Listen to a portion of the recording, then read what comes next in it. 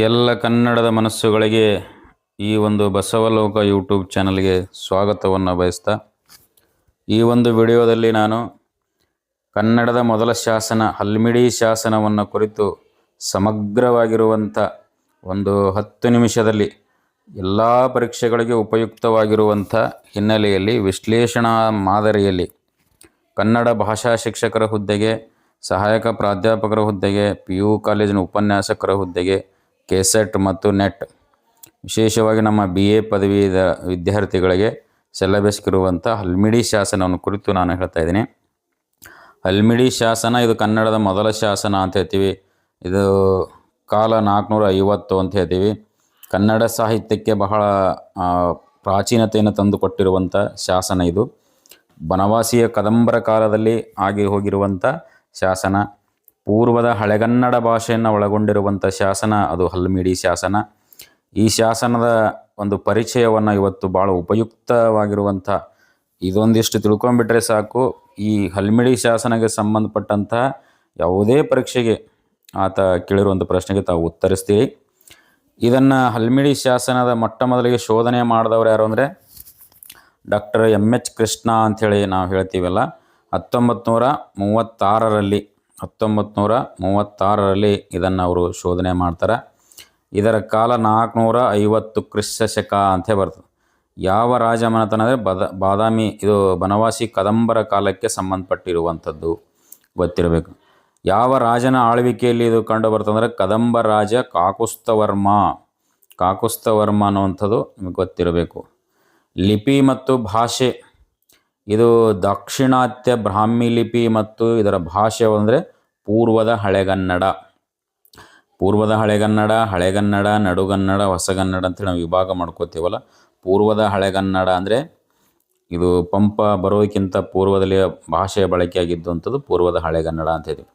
ಪ್ರಸ್ತುತ ಎಲ್ಲಿದೆ ಇದು ಹಲ್ಮಿಡಿ ಶಾಸನ ಅಂದರೆ ಬೆಂಗಳೂರಿನ ಕಬ್ಬನ್ ಉದ್ಯಾನವನದಲ್ಲಿದೆ, ಸರ್ಕಾರಿ ವಸ್ತು ಸಂಗ್ರಹಾಲಯದಲ್ಲಿದೆ. ಇದನ್ನು ಕೂಡ ಕ್ವಶನ್ ಆಗಿದೆ ಅನ್ನುವಂಥದ್ದು. ಇಲ್ಲಿರುವಂಥ ಎಲ್ಲ ವಿಷಯಗಳು ಕೂಡ ಪ್ರಶ್ನೆ ಆಗಿರುವಂಥವೇ. ಮುಖ್ಯವಾಗಿ ಶಾಸನದ ಸ್ವರೂಪ ಮತ್ತು ವಿಶಿಷ್ಟತೆ ಏನಿದೆ ಎನ್ನುವಂಥದ್ದನ್ನು ನೋಡೋದಾದರೆ, ಇದೊಂದು ವೀರಗಲ್ಲ ಶಾಸನವೂ ಕೂಡ ಹೌದು, ದಾನ ಶಾಸನವೂ ಕೂಡ ಹೌದು. ಹಲ್ಮಿಡಿ ಶಾಸನ ವೀರ ಶಾಸನ ಅಂತ ಕರೀತಾರೆ, ದಾನ ಶಾಸನ ಕೂಡ ಕರೀತಾರೆ. ಯಾಕೆಂದರೆ ಇಲ್ಲಿ ವಿಜಯ ಅರಸನ ಒಂದು ವೀರತನವನ್ನು ಹೇಳ್ತದೆ. ಇಲ್ಲಿ ಆತನಿಗೆ ದಾನವಾಗಿ 2 ಗ್ರಾಮಗಳು ಕೊಟ್ಟಿರುವಂಥದ್ದನ್ನು ಕೂಡ ನಾವು ನೋಡ್ತೀವಿ. ಹಾಗಾಗಿ ಇದು ದಾನ ಶಾಸನ ಅಂತ ಕರಿತೀವಿ.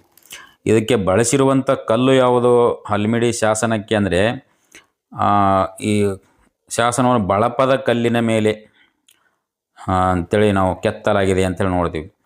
ಇಲ್ಲಿ ಆರಂಭದಲ್ಲಿ ವಿಷ್ಣುವಿನ ಸ್ತುತಿ ಇದೆ. ಶಾಸನದ ಆರಂಭದಲ್ಲಿ ವಿಷ್ಣುವಿನ ಸ್ತುತಿ ಇದೆ. ಸುದರ್ಶನ ಚಕ್ರ ಇದೇನು ಉಲ್ಲೇಖ ಇರುವಂಥದ್ದನ್ನು ನೋಡ್ತೀವಿ. ವಿಷ್ಣು ಅಂದರೆ ವೈಷ್ಣವ ಧರ್ಮದ ಆರಾಧಕ, ಹಾಗಾಗಿ ಇದನ್ನು ವೈಷ್ಣವ ಶಾಸನ ಅಂತಲೂ ಕೂಡ ನಾವು ಉಲ್ಲೇಖಿಸಬಹುದು. ಕನ್ನಡದ ಗದ್ಯದ ಉಗಮ ಆಗಿರುವಂಥದ್ದು ನಾವು ಉದಾಹರಣೆಯನ್ನು ಹಲ್ಮಿಡಿ ಶಾಸನದಿಂದ ತೆಗೆದುಕೊಳ್ಳಬಹುದು. ಇದರ ಮೂಲ ಛಂದಸ್ಸು ಯಾವುದು ಅಂದರೆ ಸಂಸ್ಕೃತದ ಅನುಷ್ಟಪ ಛಂದಸ್ಸು ಈ ಶ್ಲೋಕದಲ್ಲಿ ಕಂಡು ಬರ್ತದ ಅನ್ನೋದು ಭಾಳ ಮುಖ್ಯವಾಗಿರುವಂಥ ಅಂಶ ನಾವು ಹಲ್ಮಿಡಿ ಶಾಸನದಲ್ಲಿ ಗಮನಿಸ್ಬೋದು.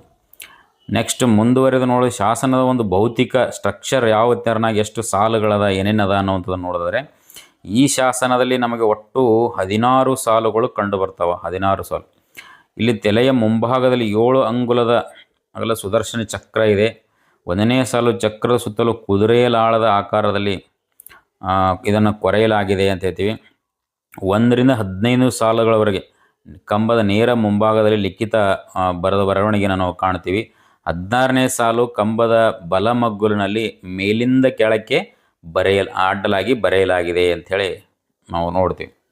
ಹಲ್ಮಿಡಿ ಶಾಸನದ ಮೂಲ ಶಾಸನ ಹೇಗಿದೆ ಅನ್ನುವಂಥದ್ದು ನೀವು 16 ಸಾಲನ್ನು ಇಲ್ಲಿ ನೋಡ್ಬೋದು. 16 ಸಾಲುಗಳನ್ನು ಅಲ್ಲಿ ತೋರಿಸ್ತಾ ಇದ್ದೀನಿ. ಸ್ವಲ್ಪ ಅದನ್ನು ಓದಿ ಕೂಡ ನಾನು ಹೇಳ್ತಾ ಇದ್ದೀನಿ ನೋಡ್ರಿ. 1ನೇ ಸಾಲಿನಲ್ಲಿ ಜಯತಿ ಪರೀಕ್ಷಾರ್ಘ್ಯ ರಚ್ಯುತ ದಾನಾವಕ್ಷಯರ್ಘ್ಯ ಗಾನಕ್ತಿ ಅಗ್ನಿ ಸುದರ್ಶನ ನಮ ಶ್ರೀಮತ ಕದಂಬನ ನಾಗಸಂಪನ್ನನ ಅಲಭೋರ ಅರಿಕ ಕುಕಸ್ತ ಭಟ್ಟೋರ್ನ ಅಳಿ ನರಿದಾವೆಳೆ ನಾಡೋಳ್ ಮೃಗೇಶನ ನಾಗೇಂದ್ರ ವಿಳರ್ ಭಟಹರ್ ಅಪ್ಪೋರ್ ಮೃಗೇಶನ ಆಗೈವ ಇರ್ವರ್ ಭಟರಿ ಕುಲವಲ್ ಮೂತ ರಾಧನಿನಾಥನ್ ಅಳಪ ಗಣ ಪಶುಪತಿ ಮಾ ದಕ್ಷಿಣಾಪಥ ಬಹು ಶತವಹನ ಅವಧೂಳಿ ಪಶುಪತ್ ಪ್ರಧಾನ ಶೌರ್ಯ ಉದ್ಯಮ ಭರಿತೋ ನಾನಾ ಪಶುಪತಿ ಎಂದು ಪೊಗಳೆ ಪಟ್ಟಣ ಪಶುಪತಿ. 16ನೇ ಸಾಲು. ನಾಮಧೇಯನ್ ಸರ್ ಕೆಲ್ಲಾ ಭಟಾರಿಯ ಪ್ರೇಮಾಲಯ ಸುತಂ ಸೇಂದ್ರಕ ಬಣು ಉಭಯ ದೇಶದ ವೀರಪುರುಷ ಸಮಕ್ಷದ ಕೇಕೆಯ ಪಲ್ಲರಂ ಕಾದಿರುದು ಪೆತ್ತ ಜಯನ ವಿಜಯರ್ ಮನೆ ಬಾಳ್ಗಚ್ಚು ಬಟ್ಟೊನ್ ಪಲ್ಮುಡಿಯಂ ಮೊಳವಳಿಯಂ ಕೊಟ್ಟಾರ್ ಭಟರಿಯ ಕುಲದೋರ್ ಅಳಕದಮ್ಮನ್ ಅಳಿದೋನ್ ಮಹಾಪಾತಕನ್ ಇರುವರಂ ಸುದನ್ ವಿಚಾರ್ಯರೋನ್ ಪಲ್ಮುಡಿಗೆ ಕುರುಂಬಿಟ್ಟಾರ್ ಅದನ್ ಅಳಿದೋನ್ ಮಹಾಪಾತಕನ್ ಸ್ವಸ್ತಿ ಭಟ್ಟರ್ ಒಡ್ಡಲಿ ಆ ಪತ್ತೊಂದಿ ವಿಟ್ಟಾರ್ಕರ್ ಎನ್ನುವಂಥದ್ದು 16 ಸಾಲುಗಳ ಒಂದು ಶಾಸನ. ಇದರ ಸಾರಾಂಶ ಏನಿದೆ ಎನ್ನುವಂಥದ್ದು ನಾವು ಕನ್ನಡದಲ್ಲಿ ಸರಳವಾಗಿ ನೋಡಿದ್ರೆ, ಆರಂಭದಲ್ಲಿ ಇದು ವಿಷ್ಣು ಸ್ತುತಿ ಇದೆ. ಲಕ್ಷ್ಮಿಯಿಂದ ಆಲಂಗಿಸಲ್ಪಟ್ಟವನು ಅಂತೇಳಿ, ಶಾರ್ಗ್ಯ ಧನುಷನ್ನು ಹಿಡಿದವನು, ರಾಕ್ಷಸರಿಗೆ ಪ್ರಳಯ ಕಾಲದ ಅಗ್ನಿಯಂತಿರುವವನು, ಶಿಷ್ಟರಿಗೆ ಸುದರ್ಶನ ನೀಡುವವನಾದ ಅಚ್ಯುತನಿಗೆ ವಿಷ್ಣು ಅಂದರೆ ಜಯವಾಗಲಿ ಅಂತ ವಿಷ್ಣುವಿಗೆ ಈ ರೀತಿಯಾಗಿ ಹೊಗಳಿರುವಂಥದ್ದು. ಮತ್ತು ರಾಜನಿಗೆ ಯಾವ ರೀತಿ ಹೊಗಳಿದ್ದಾರೆ ಕಾಕುಸ್ಥ ಭಟ್ಟರಿಗೆ ಅಂದರೆ, ಕದಂಬರ ಒಡೆಯನು, ತ್ಯಾಗುಣ ಸಂಪನ್ನನು, ಕುಲಭೂರನು, ಶತ್ರು ಸಂಹಾರಕನೂ ಆಗಿರುವ ಕಾಕುಸ್ಥ ಭಟ್ಟೋರನು ಅಂದರೆ ಕಾಕುಸ್ಥ ವರ್ಮನು ಆಳುತ್ತಿದ್ದ ಕಾಲದಲ್ಲಿ ಅಲ್ಲಿ ಇಬ್ಬರು ಅಧಿಕಾರಿಗಳು ಇರ್ತಾರೆ. ಯಾರು ಅಂದರೆ ನರಿದಾವಿಳೆ ನಾಡನ್ನು ಆಳುವಂಥ ಮೃಗೇಶ ಮತ್ತು ನಾಗ ಎಂಬ ವೀರ ಅಧಿಕಾರಿಗಳೇ. ಇದು ಕೂಡ ಪ್ರಶ್ನೆ ಆಗ್ತದೆ ಭಾಳಷ್ಟು ಸಂದರ್ಭದಲ್ಲಿ. ಆಳುತ್ತಿದ್ದರು ಅಂಥ ಕಾಲದಲ್ಲಿ. ಒಂದು ಕಡೆ ಇಲ್ಲಿ ವಿಜಯ ಅರಸನ ಪರಾಕ್ರಮವನ್ನು ನಾವು ಕಾಣ್ತೀವಿ. ವಿಜಯ ಅರಸ ಎನ್ನುವಂಥವನ ಪರಾಕ್ರಮವನ್ನು ನಾವು ಕಾಣ್ತೀವಿ.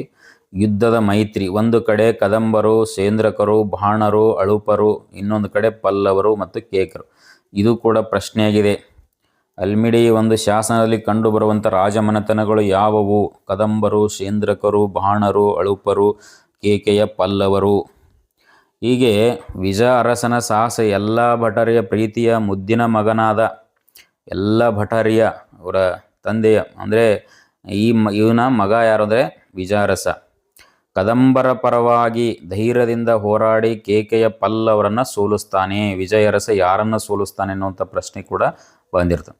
ಆ ಸೋಲಿಸಿದ್ದಕ್ಕಾಗಿ ಈತನಿಗೆ ದಾನವನ್ನು ವಿಜಯ ಅರಸನಿಗೆ ಯಾರಂದರೆ ಮೃಗೇಂದ್ರ ಮತ್ತು ನಾಗ ಎನ್ನುವಂಥವ್ರು ಇಬ್ಬರು ಇದ್ದಿರಲ್ಲ, ಅವರು ಏನು ಮಾಡ್ತಾರೆ ಅಂದರೆ ಈ ವಿಜಯ ಅರಸನ ಶೌರ್ಯಕ್ಕೆ ಮೆಚ್ಚಿ ಬಾಳ್ಗಚ್ಚನ್ನು ಕೊಡ್ತಾರೆ. ಬಾಳ್ಗಚ್ಚು, ಬಾಳ್ ಅಂದರೆ ಕತ್ತಿ, ಅಚ್ಚು ಅಂದರೆ ಇಲ್ಲಿ ಆ ಕತ್ತಿಯನ್ನು ತೊಳೆಯುವಂಥ ಸಮಾರಂಭವನ್ನು ಏರ್ಪಡಿಸಿ 2 ಗ್ರಾಮಗಳನ್ನು ಇವನಿಗೆ ದಾನವಾಗಿ ಕೊಡ್ತಾರೆ. ಪಲ್ಮಿಡಿ ಮತ್ತು ಮುಳವಳ್ಳಿ ಅಂತೇಳಿ 2 ಗ್ರಾಮಗಳನ್ನ ದಾನವನ್ನಾಗಿ ನೀಡಿದ್ದಕ್ಕೆ ಹಲ್ಮಿಡಿ ಶಾಸನವನ್ನು ದಾನ ಶಾಸನ ಅಂತಲೂ ಕೂಡ ಕರೀತಾರೆ. ಹಾಗಾಗಿ ಈ ದಾನಗಳು ಮತ್ತು ಶಾಪಾಶಯ ವಿಜಯ ಅರಸನಿಗೆ ಪಲ್ಮಿಡಿ ಅಂದರೆ ಹಲ್ಮಿಡಿ, ಮುಳವಳ್ಳಿ ಗ್ರಾಮಗಳ ಕೊಡುಗೆ ಅಂದರೆ ಬಾಳಗಚ್ಚು ಕೊಟ್ಟಿರುವಂಥದ್ದು ನೋಡ್ತೀವಿ. ಪಲ್ಮಿಡಿ ಗ್ರಾಮಕ್ಕೆ ಕುರುಂಬಿಡಿ ಅಂದರೆ ತೆರಿಗೆ. ಕುರುಂಬಿಡಿ ಎನ್ನುವಂಥ ಪದ ನಿಮ್ಗೆ ಗೊತ್ತಿರಲಿ, ತೆರಿಗೆಯನ್ನು ಸೂಚಿಸ್ತದೆ. ಬ್ರಾಹ್ಮಣರಿಗೆ ಗದ್ದೆಯ ಉತ್ಪನ್ನದಲ್ಲಿ 10ರಲ್ಲಿ 1 ಭಾಗ ಇದನ್ನು ತೆರಿಗೆ ಅಂತ ಕರಿತೀವಿ. ಶಾಪಾಶಯ ಇದೆ ಈ ಶಾಸನದ ಕೊನೆಯಲ್ಲಿ. ಶಾಪಾಶಯ ಅಂದರೆ ಈ ಶಾಸನವನ್ನು ಯಾರಾದರೂ ನಾಶಗೊಳಿಸಿದರೆ ಅಂಥವನಿಗೆ ಮಹಾಪಾತಕ ಅಂಥೇಳಿ ಕರಿತೇವೆ ಅಂತೇಳಿ ಹೇಳ್ತಾರೆ. ಹಲ್ಮಿಡಿ ಶಾಸನದ ಒಂದು ಮಹತ್ವ ಏನು? ಭಾಷೆಯ ದೃಷ್ಟಿಯಿಂದ, ವ್ಯಾಕರಣ ದೃಷ್ಟಿಯಿಂದ ಮಹತ್ವ ಏನದಂದರೆ ಇಲ್ಲಿ ವಿಭಕ್ತಿ ಪ್ರತ್ಯಯಗಳು ಬಳಕೆಯಾಗ್ಯಾವ. ಷಷ್ಠಿ ವಿಭಕ್ತಿ ಪ್ರತ್ಯಯ ನಾವು ಇವತ್ತು ಅಂತ ಹೇಳ್ತೀವಿ, ಆದರೆ ಅವತ್ತಿನ ಕಾಲದಲ್ಲಿ ಆ ಎನ್ನುವಂಥದ್ದು ಬಳಕೆಯಾಗಿತ್ತು. ಅದಕ್ಕೆ ಉದಾಹರಣೆ ಕುಲಭೂರನ, ಪೆತ್ತಜಯನ.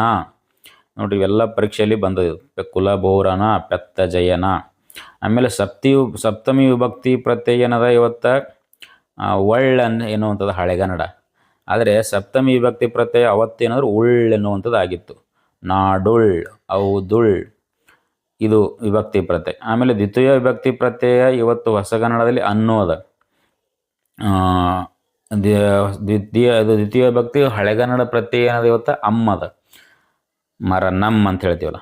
ಆದರೆ ಆ ಹಲ್ಮಿಡಿ ಶಾಸನದ ಕಾಲದಲ್ಲಿ ದ್ವಿತೀಯ ವಿಭಕ್ತಿ ಏನಾಯಿತು ಅಂದರೆ ಆನ್, ಅದಾನ್ ಎನ್ನುವಂಥದ್ದು ಆಗಿತ್ತು. ಆಮೇಲೆ ಆಖ್ಯಾತ